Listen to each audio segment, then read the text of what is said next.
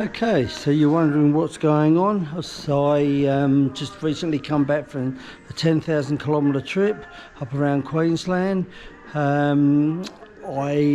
a trip like that, I always strip the bike right down. I give it a good thorough going over, make sure I've got nothing that's likely to create me a major problem in the near future. Obviously there's always the unforeseen. You could have an internal engine detonate itself, or a wiring issue, electrical issue. That can happen, and there's nothing you can do to prevent that. But to prevent other things falling off, you should be able to get on top of that. Mind you, upon saying that, I did have my quad lock bloody fall apart on the recent trip. They're Loctite blue, doesn't hold it. I put red on it when I got up to Queensland. There's never a problem after that. So I go over the bike. When it's like this, I'm checking for wiring. I'm looking for anything that's rubbing through, things that shouldn't be rubbing through. I look for oil leaks. I look for any unusual wear and tear. Nuts and bolts, I'll go over and check them all, make sure everything seems to be sitting where it is, check for rattles. So I got the front forks out because I'm doing forks, seals and bushes. It's done 119,000. I did them at 51,000 when I replaced the original suspension with the Wilburs, and I was told that you should really be doing it every 2 years. So I've never really bothered much, but this is a big heavy bike, and I want to be able to jump on this and go to Darwin if I had to tomorrow. So yeah, go through it all. I got the tank off, as you can see, and I take that off.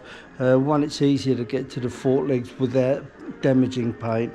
The other thing, there's spark plugs underneath the tank. There's two of them, which are really hard to get at with the tank on. So I lift the tank up, take it off. I can do that without scratching anything. While the tank's off, I'll change the brake and clutch fluid. That fluid is hygroscopic. It does absorb water or moisture.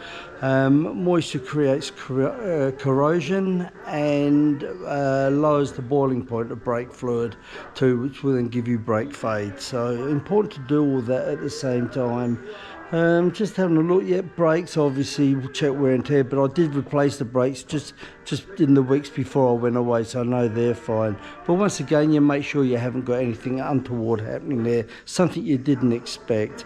Now, yeah, I will just touch on this. I am a qualified mechanic. I've been in the game 55 years. I've worked on anything and everything from motorbikes to light commercials. As you can see in the background there, I've got a jet ski, I've got a ride on lawnmower.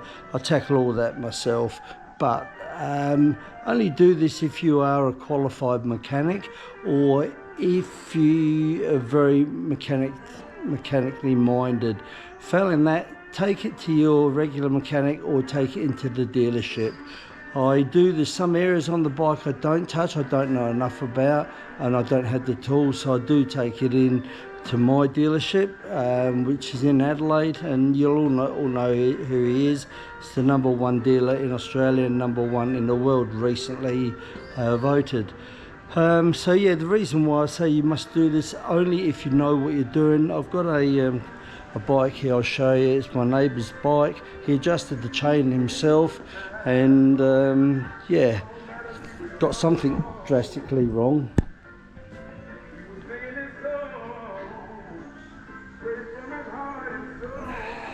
So the chain came off and locked up between the sprockets, and yeah, locked the wheel up and spat him over the handlebars, broke his collarbone. So for him to save money on getting the chain adjusted or replaced, he's created a lot more damage. Very easily done. It's bad enough out on the roads as it is, as we all know. Yeah, I'm going to leave it at that. I think that's about all I need to talk about. I did this because people do ask me what it is, how do I go about getting preparation on a ride like this. Well, that's what I do. I don't tend to leave anything left out, and I think I've covered just about everything.